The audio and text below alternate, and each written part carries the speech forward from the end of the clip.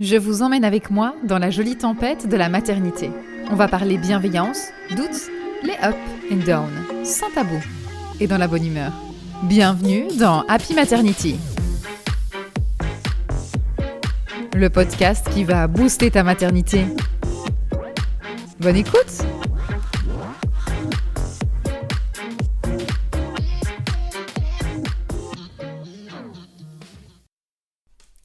Hello! Je suis super heureuse de vous retrouver aujourd'hui pour un podcast, un nouvel épisode de podcast. Et ici, on va discuter de la péridurale. Alors pourquoi ? Parce que vous avez souvent beaucoup de questions sur la péridurale. Je veux la prendre, je veux pas la prendre, avec beaucoup d'idées préconçues sur ce que c'est ou ce que ça peut vous apporter, ou au contraire, ce que ça peut amener de délétère lors d'un accouchement. Et vous savez que c'est hyper important pour moi qu'en fait, vous arriviez avec une idée bien éclairée pour pouvoir faire vos choix, et sachant que vous avez la possibilité lors d'un accouchement évidemment de changer de décision à n'importe quel moment sans pour autant devoir vous justifier. Ce qui est hyper important, c'est que vous soyez convaincu de votre choix, de pourquoi vous le faites, quels sont les arguments et qu'est-ce qui vous convient sur le moment. Une préparation à la naissance, pour moi, à mon sens, c'est ça. C'est-à-dire, c'est vous préparer à tout ce qui pourrait y arriver avec toutes vos questions et que vous puissiez à n'importe quel moment vous dire « Ah ben non, là maintenant j'ai besoin de ça ». Parce que personne n'est capable de prédire ce qui va se passer lors de votre accouchement. C'est vraiment impossible, chaque accouchement est différent, chaque grossesse est différent, et même si c'est votre 4e enfant, ça change rien, il peut se passer 1000 choses.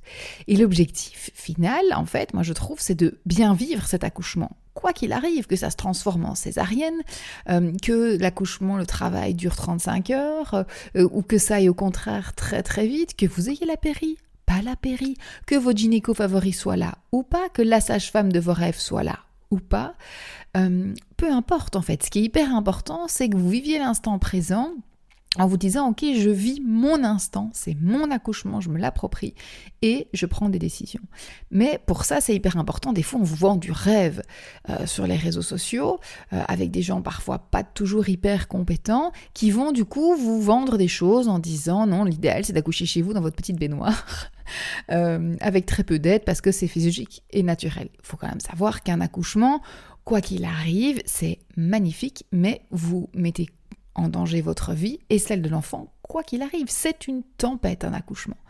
C'est pas pour autant qu'on ne peut pas le vivre de la meilleure des façons en étant safe, en sécurité. Donc on prévoit quand même les minimums de sécurité qu'il faut avoir, qu'on puisse avoir une réanimation, une transfusion s'il se passe quelque chose, mais on va se préparer comme si il pouvait tout se passer et surtout faire en sorte que vous viviez le moment que vous avez envie de vivre avec toute l'intensité dont vous avez envie d'y mettre. Et donc, c'est votre choix. Moi, je pars du principe que ce soit avec péri, sans péri, que vous voulez allaiter, que vous voulez pas allaiter.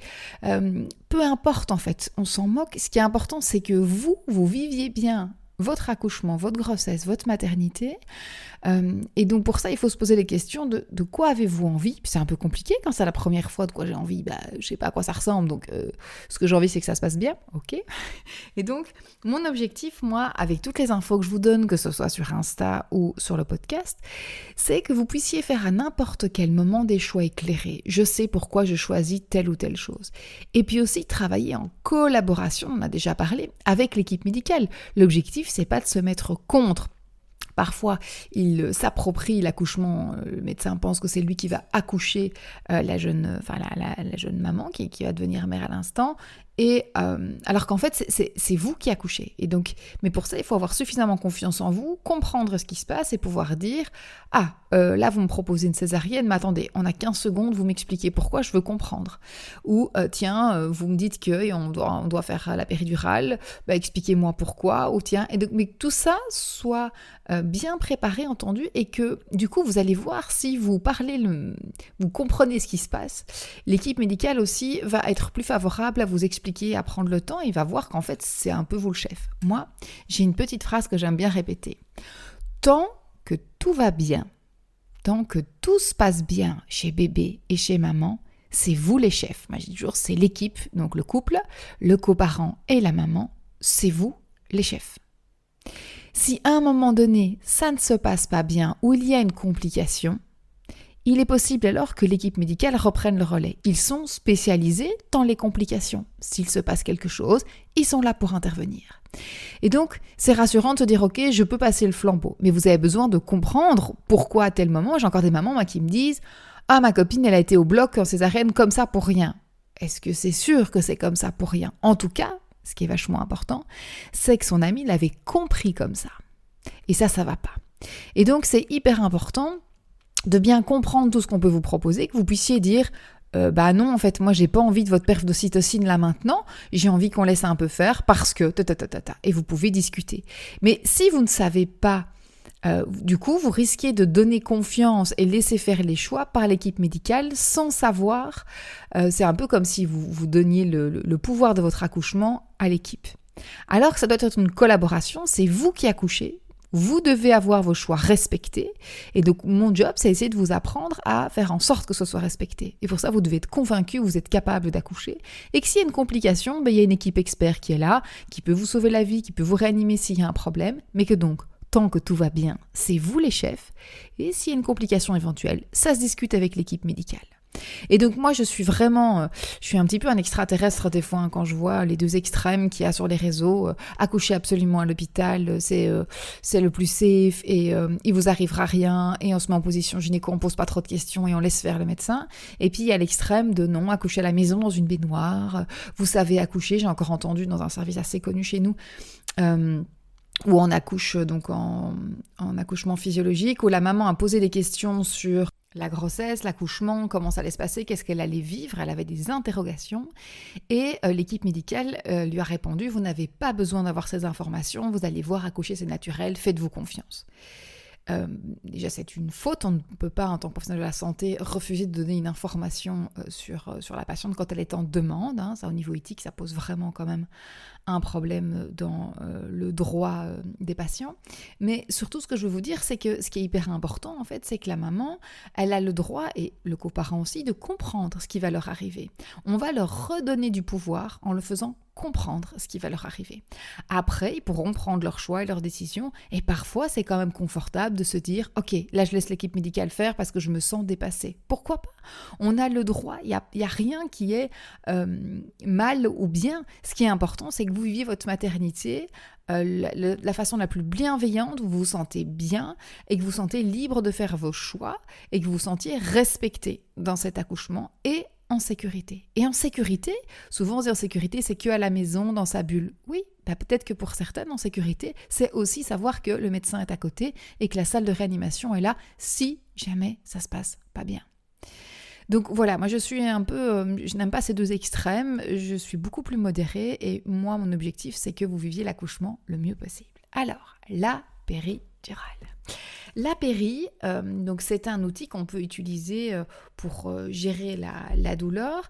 Et donc en fait c'est un médecin anesthésiste qui va venir en salle gynéco et qui va faire une injection avec une aiguille d'un liquide anesthésiant qui va pouvoir mettre vraiment dans l'espace qu'on appelle péridural. Donc c'est juste avant votre moelle épinière en fait. Donc on ne vient pas toucher à la moelle épinière. Il y a beaucoup de gens qui ont des fantasmes de paralysie, même si ça a pu exister. La péridurale est assez bien maîtrisée maintenant. On ne touche pas à la moelle épinière. On doit s'arrêter juste avant dans l'espace péridural, plus ou moins entre la 3e et 4e vertèbre lombaire. Ils vont venir piquer.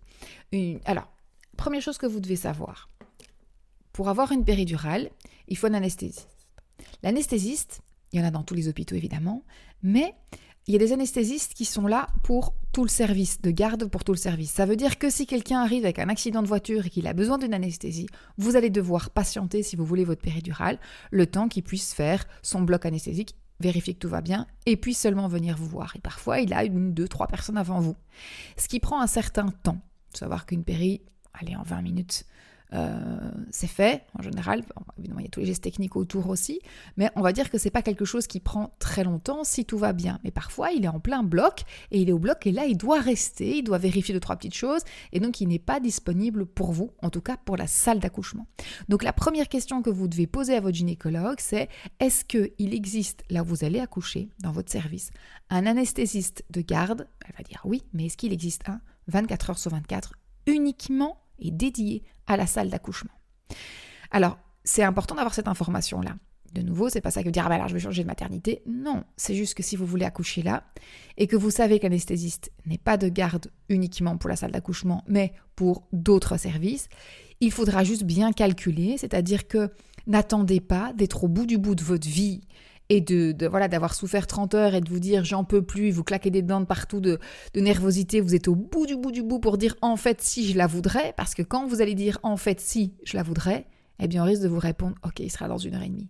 Et là vous allez calculer vos contractions qui sont là toutes les minutes et vous allez vous dire ok, comment je vais faire?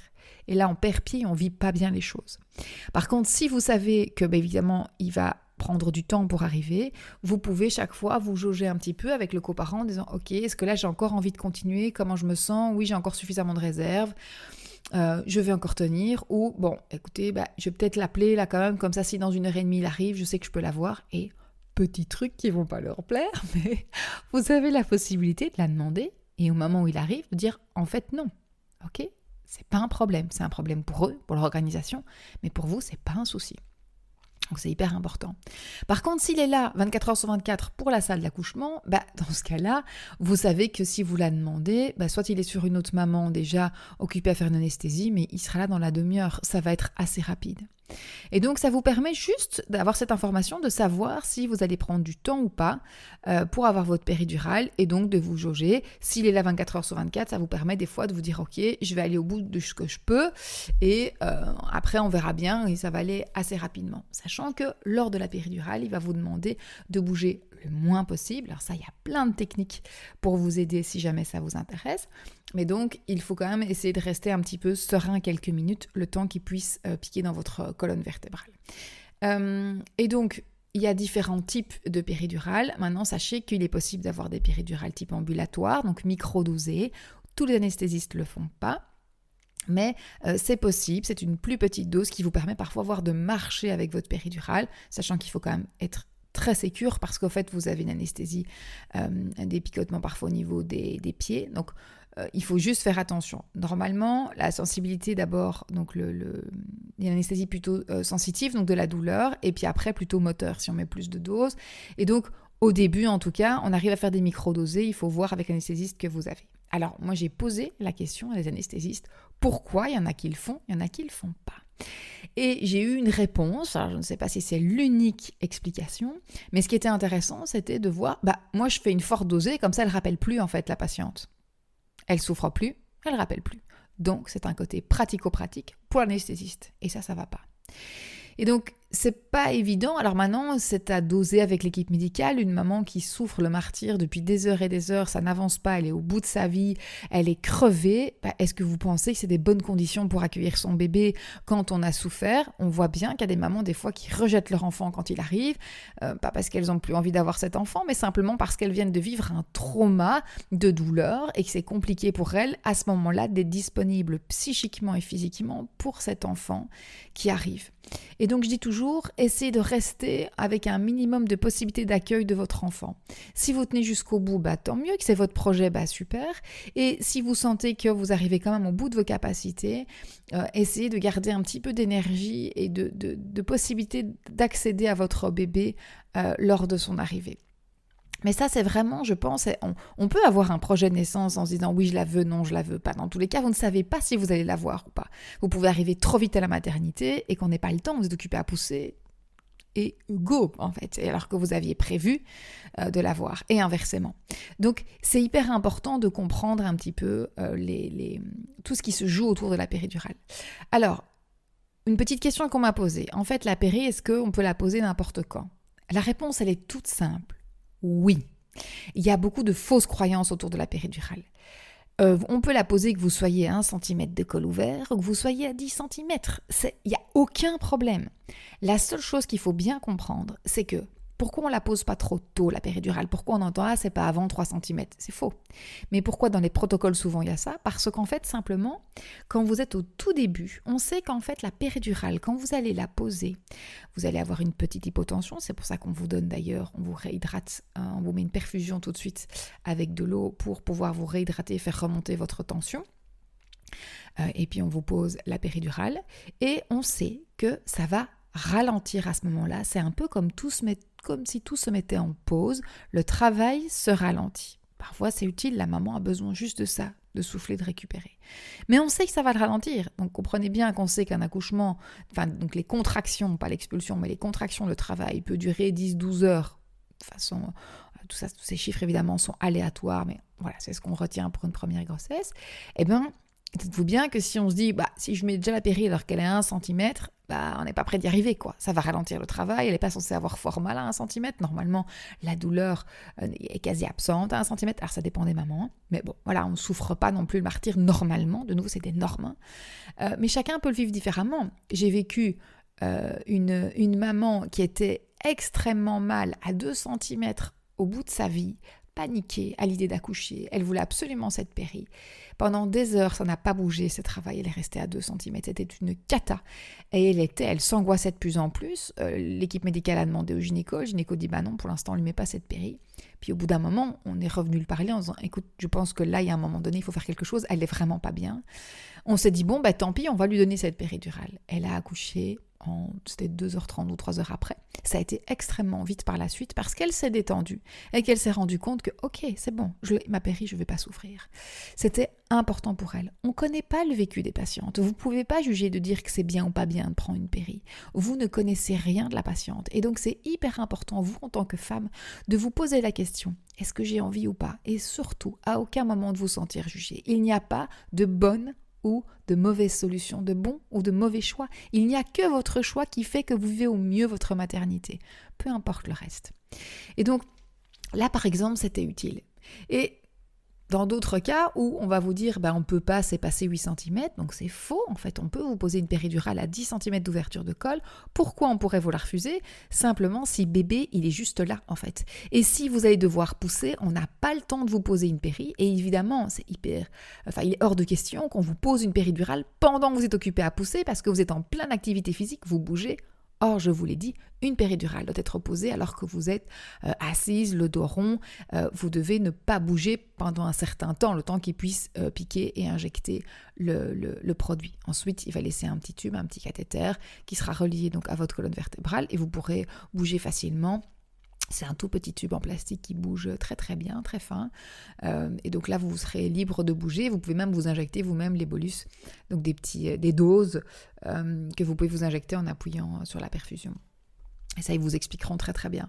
Mais donc voilà, donc on peut la poser à n'importe quel moment. Voilà les 2 raisons pour lesquelles on peut vous dire non, soit bébé il est là, ça va être compliqué, soit on est vraiment au début du travail, ça va être compliqué, ça va ralentir. Mais voilà, je vous donne des exemples où des fois c'est utile. Il y a des femmes qui vont rester des heures à 10 cm de col d'ouverture, bébé ne descend pas, on va lui proposer la péridurale pour qu'elle puisse quand même tenir le coup, et parfois elle n'aura pas besoin, et parfois si, elle en aura justement besoin.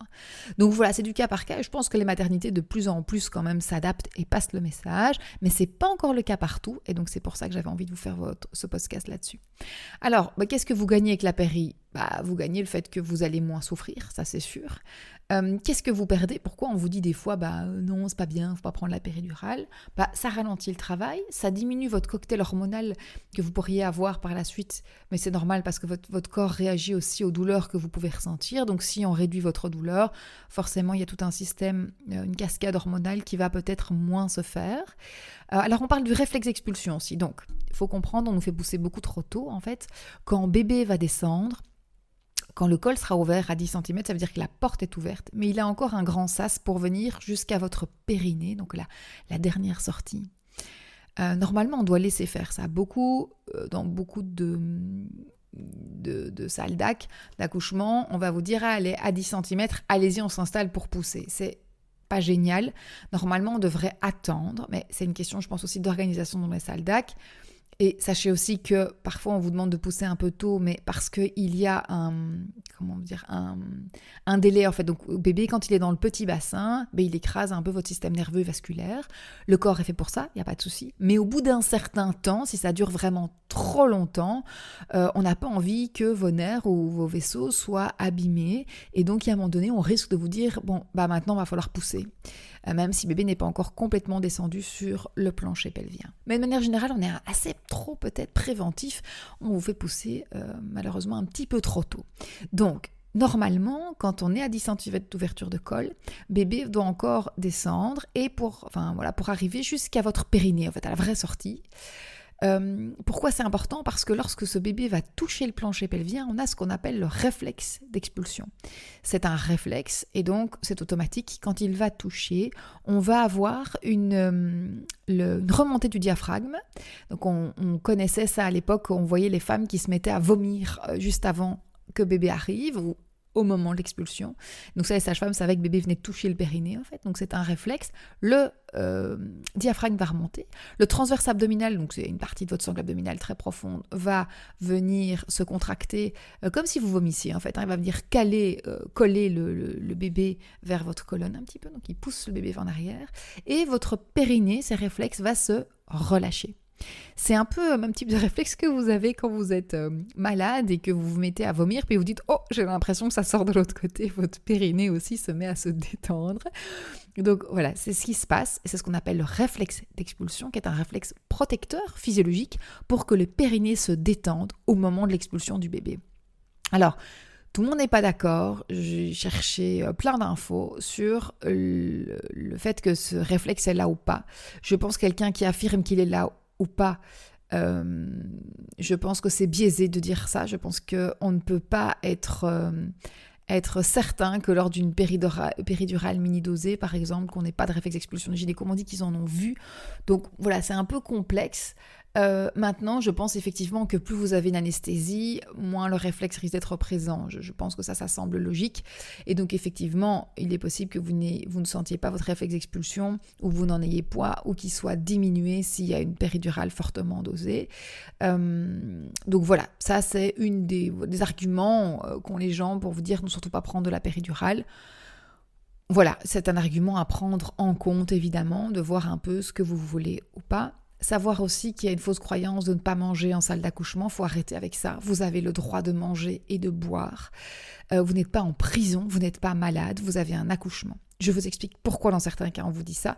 C'est pour eux, parce que si jamais on devait vous mettre une anesthésie par exemple pour aller faire une césarienne, une anesthésie générale ou qu'il y a une complication, vous risquez de vomir, on n'a pas envie que vos nourritures arrivent dans les voies respiratoires et donc ce sont des précautions qu'on donne. J'ai envie de dire, si demain vous êtes enceinte, vous êtes en voiture, un accident de voiture, vous arrivez à l'hôpital, vous avez mangé en fait. Donc laissons, c'est l'accouchement, vous allez voir, vous allez carburer des calories, c'est un effort physique. C'est une magnifique tempête, c'est très beau, mais ça vous demande aussi pas mal d'apports caloriques et d'hydratation. Et donc c'est important de pouvoir manger et de boire en salle, sauf si vraiment on sait qu'il y a une intervention là qui est prévue, mais sinon il n'y a aucun problème pour manger et boire en salle d'accouchement. Donc vraiment, posez vos questions et si on vous dit non, demandez les raisons, les explications que vous puissiez comprendre. Il y a quelque chose là, à l'heure actuelle, que je ne sais pas. Vous avez besoin de comprendre pour pouvoir respecter ces règles. Donc voilà, donc la péri, en général, quand on vous pose, on sait que ça va ralentir. L'équipe, en général, vous allez voir, se retire un peu, vous met dans une position couchée sur le dos. Pourquoi sur le dos ? Parce qu'elle veut que le produit puisse aller de façon identique avec la gravité dans la jambe droite et la jambe gauche. Alors que si vous êtes couché sur un côté, par exemple, c'est un peu plus chaud, vous risquez d'avoir un demi-périnée anesthésié, une demi-jambe anesthésiée, et c'est pas très agréable d'accoucher, si on veut plus souffrir, d'accoucher avec un périnée à moitié qu'on sent très fort et à moitié qu'on ne sent pas du tout. Donc voilà, l'argument aussi, donc on vous pose comme ça, on attend un petit peu, vous êtes réhydraté avec une perf, on attend un peu et on reviendra voir, les sages-femmes reviennent par la suite voir un petit peu comment ça avance. Le travail, ça vous permet des fois de récupérer. Je voulais vous dire aussi, j'avais un autre argument pour la péridurale ou contre la péridurale, je ne me souviens plus. Qu'est-ce que je disais ? Donc on la pose, vous vous mettez en bloc, vous allez devoir que ce soit bien équilibré. Oui, c'est ça. Donc que ce soit bien équilibré droite à gauche. Excusez-moi, je suis revenue à mon idée. Mais du coup, un des arguments qu'on donne souvent contre une péridurale trop dosée, c'est qu'en fait, le problème, c'est que vous risquez de ne plus sentir votre plancher pelvien. Alors, ça peut être un avantage si vous avez peur de l'expulsion. vous avez une trouille bleue, des antécédents de trauma au niveau du périnée et que vous vous dites je ne vais pas arriver à pousser, vous risquez d'être trop stressé et donc de pousser sur un périnée qui se contracte, ça peut créer des lésions aussi, donc parfois là vaut mieux avoir une péridurale parce que du coup vous êtes détendu. Mais l'inverse, un périnée qui est complètement anesthésié et que vous ne sentez pas, ça va être compliqué pour pousser, vous allez y arriver. Ce bébé va sortir quoi qu'il arrive, no stress. Mais ne vous en voulez pas si on vous dit on poussez à gauche, poussez à droite, poussez plus ici, poussez plus là. Si vous ne sentez pas, ça va être compliqué. Et c'est normal. Alors que si vous ne l'avez pas, il y a un côté plus instinctif, comme quand vous avez une gastro ou quoi, ça va tout seul. Et donc, quand vous expulsez un bébé, c'est comme si vous n'avez pas d'autre solution. En fait, vous sentez que il faut l'expulser. Donc voilà, vous perdez ce côté instinctif, mais ça peut être utile si vous avez vraiment trop peur et que vous avez déjà eu des lésions au périnée, que ça vous stresse. Voilà. Donc de nouveau, je vous dis, tout est possible. Venez discuter avec moi sur Insta si vous avez des questions à ce sujet-là, si vous voulez qu'on en parle. Donc c'est pour ça qu'un de mes premiers exercices avec les parents, je travaille sur les peurs, ce qu'on veut du meilleur et puis ce dont on a peur, pour pouvoir vraiment arriver le plus serein possible à la maternité. Alors évidemment, je pourrais vous en faire 1000 des podcasts sur la péridurale. Là, j'ai essayé de condenser ce qui vous intéresse en général le plus, là où vous vous posez le plus de questions. Mais n'hésitez pas à me faire un petit retour sur Insta pour voir s'il y a d'autres choses dont vous avez envie qu'on parle à ce sujet-là, si vous avez d'autres interrogations. Et donc, retenez une péridurale microdosée, on peut encore bouger et faire pas mal de choses. Une trop fortement dosée, vous serez plutôt en position couchée dans un premier temps, et puis vous pourrez varier de position avec la sage-femme, gauche, droite, couchée sur le côté. Il y a des avantages et inconvénients aux deux. Sans péridurale, évidemment, vous êtes libre et vous pouvez la prendre aussi à n'importe quel moment. Maintenez sur la menace quand vous dites c'est maintenant ou jamais. Non, en fait. Donc voilà, après, évidemment, il y a toute l'équipe médicale à comprendre, leur organisation aussi qui est une réalité. Mais donc, voilà, n'hésitez pas, vous avez vu, je peux continuer encore des heures. Mais donc voilà, j'aurai plein d'informations à vous donner complémentaires. J'espère que ça vous a plu. J'espère que vous repartez avec une idée un petit peu plus claire de qu'est-ce qui va vous arriver, dans quel cas on peut prendre ou pas la péridurale. N'hésitez pas à vous abonner au podcast, à mettre des petites étoiles si ça vous a plu. Ça m'aide à augmenter ma visibilité et partager ces informations avec un maximum de femmes et de futures mamans.